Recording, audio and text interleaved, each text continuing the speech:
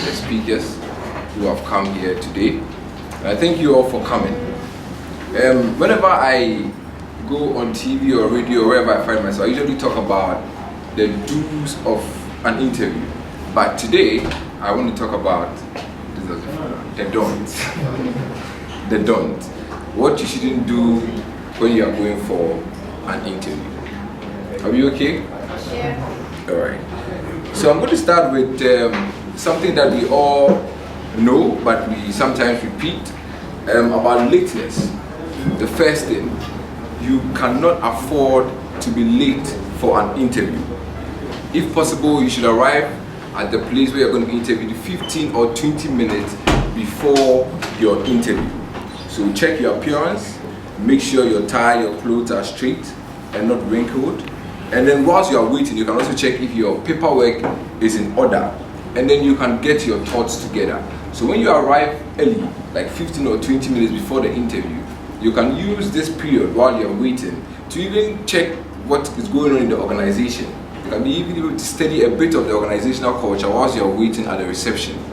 You understand? You study how they speak to each other, a whole lot of things. If you are smart, you can be able to even pass the interview whilst you are sitting at the reception waiting, because you can study the receptionist, what she's doing. Imagine maybe you are going for a receptionist role in the company and you came early. So you observed how the receptionist of that company makes calls or receives customers and order. So you can be able to pick something whilst you are waiting. Is that okay? Okay. The second thing is that you should not go to an interview room with your cell phones and other devices on loud. This is something that we've talked about most of the time, but people still repeat it. People still repeat it. If possible, you can even put your phones off. I was at Tonaton 2 days ago having an interview for a certain role, and then, or before I realized, the lady was doing very well at the interview, but what disqualified her was that her phone started ringing very loud, and the music the music that came, like what Simon said, depicted a certain, so you must be very careful about that. Now the third thing that most people do that you're not supposed to do is that don't bring anyone with you when you're going for an interview. Don't bring anyone with you. If you came with somebody, if somebody brought you in his or a car, let the person wait for you in the car. Do not go to the interview with someone, because there was a guy who was coming for an interview and he was coming with somebody, the person who brought him. The person who brought him had a bushy hair and was dressed so haphazardly, whilst the guy was in a neat suit. And when I entered, the two of them were happily chatting.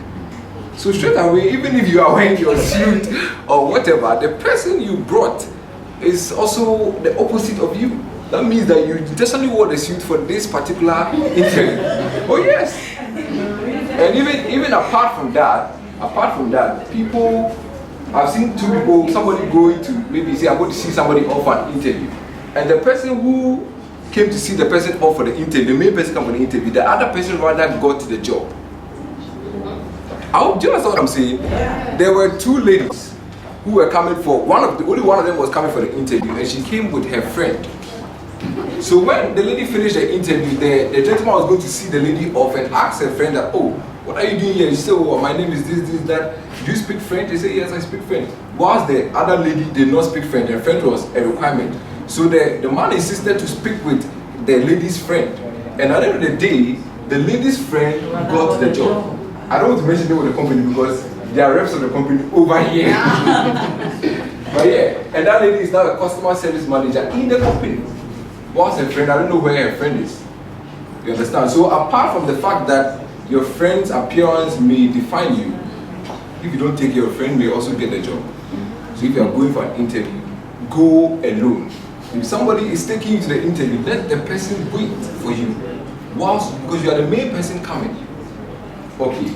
Now the fourth thing is that you do not introduce yourself with a shaky voice, lacking confidence. Don't introduce yourself with a shaky voice, lacking confidence. What is your name? And you're already fumbling at what is your name. You cannot do that. Give a confident handshake and smile. First impressions go a long way. make it a great one. First impressions go a long way, make it a great one. First impressions are usually created in the first 10 seconds and hurried decisions in the first few minutes. First impressions are usually created in the first 10 seconds.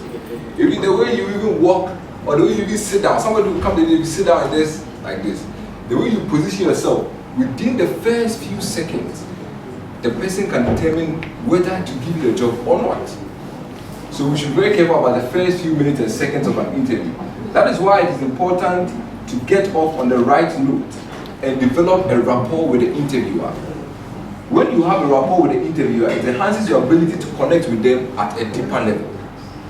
When you develop the rapport with the person going to interview you, you'll be able to connect with them at a deeper level. You realize that a lot of people came for the interview, but one person, you find the interviewer and the interviewee smiling together, speaking, like they already know each other. Meanwhile, they don't know each other from anywhere. It all started from the first impression the person created. Because how can there be 5 people going for an interview? The interviewer knows none of them, but only 1 or 2 of these people, you find them chatting, smiling, and it's like they already know each other. It all started from how they got into the interview. So we should be very mindful about that. And like I've already said, do not have a negative body language. Sit up straight and look interested. I've interviewed people who even their facial expression is like, they don't even need the job. And I asked myself that, so if you didn't need the job, why did you come here? so we must be very careful about that. Then the second thing I'll talk about is avoid looking away. Maintain an eye contact with the interviewer. If you are being interviewed by more than one person at a time, try as much as possible to maintain a balanced eye contact with all parties. So for example, you go for an interview and there are 5 people around you, and this person asks you the question, the person who's asking the question, you're looking at another person's face. Do you understand the scenario I'm saying? The person who's asking the question, you're supposed to give that person the eye contact. Instead of, for example, this gentleman is asking me a question, there are 3 people on the panel, he's asking me a question, I'm looking at this lady's face. So we should balance the eye contact with all parties. Then this is also very important. Avoid rambling on and on. Make sure you give them the requisite information needed to assess that you are the right fit for the job. Don't be saying things that are not part of the job. For example, there was this gentleman we interviewed and we asked him a particular question. And the guy just said something totally different. We asked him why we should give him the job. He said that he's able to settle disputes between people. The job was for a personal assistant role. And he said, oh, he's a very good communicator and he can settle disputes between people. But if you settle disputes, you should be in the law court or something. Why do you want to be a personal assistant? So please, whatever you are saying, tailor it to the job. If you're an accountant and they ask you why you're applying for the job, tailor it to the accountant's role. That is why you must read about the role very well before you go for the interview. Is that okay? Then avoid asking interviewers to repeat questions. Avoid, some people, any question you ask them, come again, excuse me, please, I didn't hear you. If you continually do this, you will irritate the person who's interviewing you. By paying attention closely to your interview questions, it saves you from wasting your interviewer's time and also shows that you're a careful listener. So you're interviewing 3 people, 2 of them came, everything was fine. The last person, everything you say, come again, come again, come again. I'll never tell you to come again. Okay, now let's move on. We are almost done. When the interviewer refers to your resume, don't focus only on your job duties, but also emphasize on your accomplishments. When the person picks your CV and asks you what you have done, don't say that, oh, I've been an accountant here, I've been an account officer here, I've been a social collector here. No. Even if you mention what you have done, add your achievement. I was an accountant in this company, and while I was there, the finances of the company was good. I was a social media person of this company. While I was there, I generated 10,000 likes, 2,000 followers on LinkedIn, this, that. Add your achievements to what you are talking about. This will distinguish you from the other candidates. Because every other candidate will come and say that I was this, I was this, I was that. But what did you do when you were there? especially when you are being interviewed by a multinational. We don't care what you wear in the company. What did you do with what you wear when you were there? You understand? That is why I always advise that we have started something called a CV bank in partnership with Tonaton. We have our Tonaton rep here. Oh, Prince, can you stand up for them to see? We have started something called the CV bank where we are going to rewrite and write CVs for people in the universities or people who are looking for jobs and their CVs are not well written in order. Because if you have your CV, when you write your job description, your duties you were doing in a particular company, underneath you can add your achievements to it. You are a business developer, you've enumerated all your business development rules. Then you add the fact that you were able to generate a certain number of businesses whilst you were there. That will distinguish you from other people who will come for the interview. Is that okay? Then do not give any negative answers or speak badly about your current or past employers, managers, or experiences. When somebody comes, why are you leaving your former job? Oh, my manager is such a bad guy. Some people can say a whole lot of negative, and as soon as you tell me that, I know that one day you also go and say the same thing about me. Yes. So do not go, even if the person was a bad, don't go and use such words. My manager was such a rude old man. How can you say this? Please don't do that.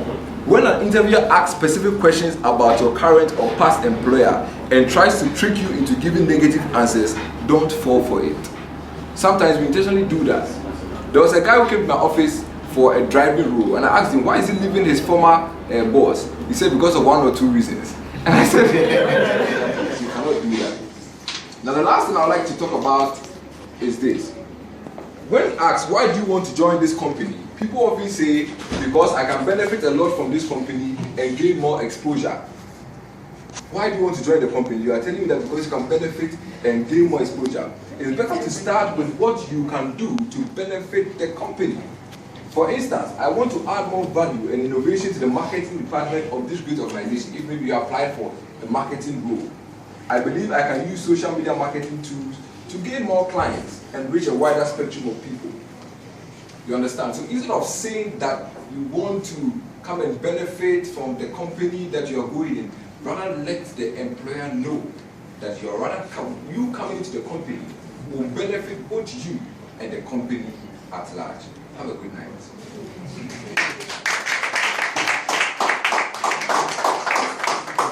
Well, he's spoken so well, but I'm sure we still have... When you take your CV along, or if you send your CV, make 100% certain there's no mistakes.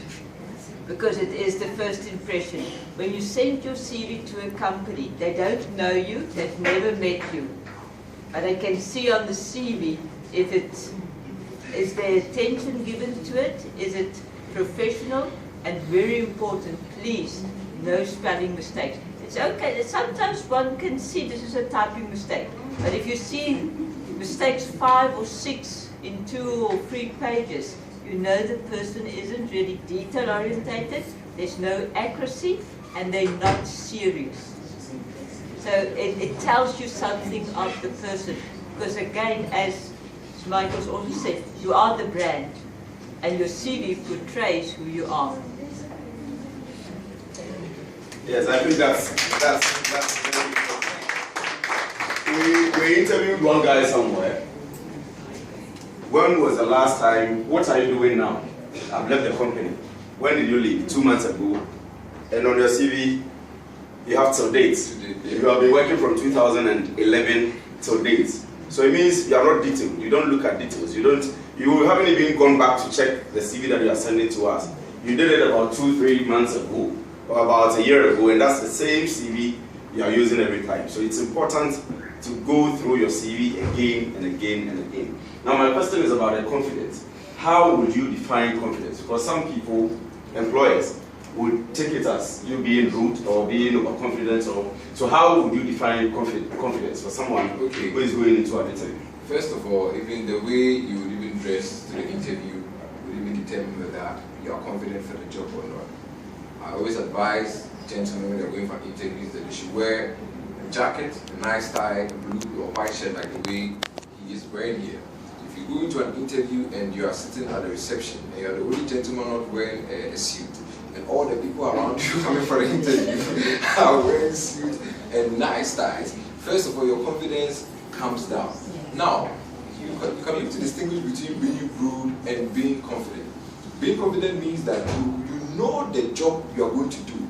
You have read much about it, or you've had an experience, much more experience about it. So when you ask the question, you're able to develop a good eye contact. You don't have any shaky voice. You say it like it's something you have been doing every day. It's part of you. So, but somebody who wants to impress, you can easily determine somebody who wants to impress and somebody who really knows what he's about. So people who want to impress are the people who normally say a lot of things and appear to be overconfident. But people who know what they're about hit at the right point. You understand what I'm saying? Okay, my second question is, all you spoke about for me was when you have gone to the interview place. Yeah. But what happens before you go to the place in the first place? Before you go, okay, before you go for the interview, you must research about the company. I always use First Atlantic Bank as an example. If you are going to an interview at First Atlantic Bank, you should know that everybody over there wears a purple tie. You cannot go to an interview wearing a lemon green tie. Whilst the three people, yes, or even if you are going to UT, you should wear a lemon green tie. Don't go wear a red tie. You're not going to Vodafone. You see, these are some things that we take for granted. But it happens that people who appear like that, the HR managers know that no, this person has studied about the company before coming to the interview. So you must read about the organizational culture. The second thing is that you must read about the role you are going for. And then the new trends in the role. Something that you say that is not normally there. Like you know that other people will not go to that extent of researching on. You go ahead and research about it so that you appear to be tops. Right, that's good. So, okay. Let's say you go for an interview and then you're asked a question and you can't answer it, so you don't know the answer to it. What's the most appropriate thing to say? Well, for me, I think that you have to be very honest about it, but in a very nice way. Sometimes when people are honest to me, I prefer it than somebody who is trying to lie to me. You understand? So you can just say, "Madam, I'm sorry, but I don't know this." But that is why you must be prepared before you go for an interview. Because if you go to an interview for maybe what do you call it, a civil engineer, nowadays those engineering positions they require things like AutoCAD. There was another one they normally require this new software, and they ask you about it. You're not able to answer. As for that one, even if you are so polite in saying you don't know the answer, you have still lost the job. Because you should have learned about it. There are new trends. That's why I said that before you go for an interview, learn about the new trends, the new software, the new things that has to do with the job you are applying for. You know, so that you come on top of other people who join you in the race to get the position. Okay, so I beg you, let's take from that lady first. Okay, I want to ask a question about salary. Mostly when you go to the interview, definitely they ask of your salary range. But I've heard people say, my lecturer told us that when you are asked about your salary, you should say you are coming to add value to the company. So they should, based on that. You should know your worth. I personally believe that everybody has a rate, so you should be able to tell them exactly what you are expecting. So I just want to know the right way. Yes, if you are, normally you do not ask salary yourself. Like it's normal, you are supposed to wait for them to say, okay, we give you the job offer. Then you can now start talking about salary. This is something I should have even added. If you go for an interview and then they've not said anything whether they take you or not, you are leaving the place over, how much will you pay? You cannot do that. You cannot do that. But people do that. You're laughing. A lot of people do that. Before they leave the office, they'll ask me, by the way, how much is the salary? You are ready to do that. I want to even employ you. Now let's go back to a question. Now, if you're asked, the person asks you, what is your salary expectation? The person didn't ask you whether you're bringing value or not. The person says, what is your expectation? So you must answer the question. It is grammar. What is your salary expectation? So you must say that my salary expectation maybe between this and this, and you always add negotiable to be on the safer side. And you must also know the various salary ranges and grades. For example, if you just finished the university, normally it's between 1,000 and 1,005. Maybe 3 years after you can graduate to 1,500 to 2,000. Then it moves on and on and on like that. You understand? Yeah, if you finish university, normally between 1,000 to 1,500. So you don't finish university and go and sit there and say, I think I'll take 3,000. You cannot do that. You cannot do that. You understand? Yeah, Kwesi. Right. I just wanted to know if you rejected somebody's application because of their email address. For instance, sexy baby.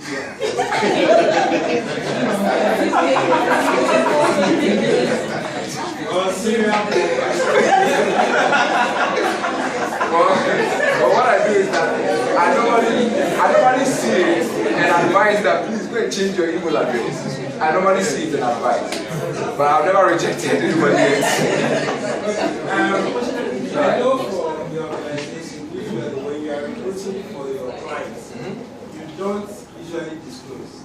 Yeah. But I think it's a tricky way to get the person's intelligence. I still think that if you are good, there are certain keywords that you use, like maybe we are a leading telecommunication organization with over 12 million plus customers on our network. If you are smart, you should know that they are talking about MCA. Yeah. So I just wanted you to expatiate on that, why you don't usually come forward with. All right, let me give you a very perfect example. About 3 weeks ago, I was sending a message to someone I know personally, and I wrote that Ghana FX is a company, is a forex trade company. They are looking for an IT officer. This person posted this particular message on my Presec old student page.